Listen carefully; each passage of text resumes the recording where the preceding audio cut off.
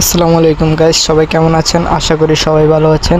আজকে আপনাদেরকে কিভাবে আপনারা নিচে 3 বটম অর্থাৎ ওল্ড ভার্সন কিভাবে আনবেন সেটা আপনাদেরকে দেখিয়ে দিব আজকে। তো সবাই প্রথমে আপনাদের সেটিংসে চলে যাবেন। সেটিংস থেকে এখানে আপনাদেরকে খুঁজে বের করতে হবে সিস্টেম নেভিগেশন। এখানে আপনাদেরকে যেখানে সিস্টেম নেভিগেশন আছে সেখানে ক্লিক করতে হবে, অথবা আপনারা সার্চ করবেন নেভিগেশন লিখে। আমি লিখতেছি তাহলে NAVI নেভিগেশন। এখানে লেখাই আছে সিস্টেম নেভিগেশন। এখান থেকে আপনার সিস্টেম নেভিগেশনে ঢুকবেন। এখানে ঢোকার পরে আপনারা এখানে উপরে দেখাচ্ছে 3 বটম নেভিগেশন, এখানে ক্লিক করবেন।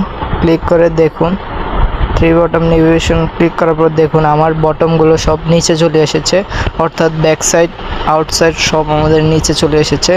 এখানটা আমরা যদি অন্যটাতে দিতে চাই তাহলে অন্য সাইডে দিতে পারবো এই নেভিগেশনের মাধ্যমে।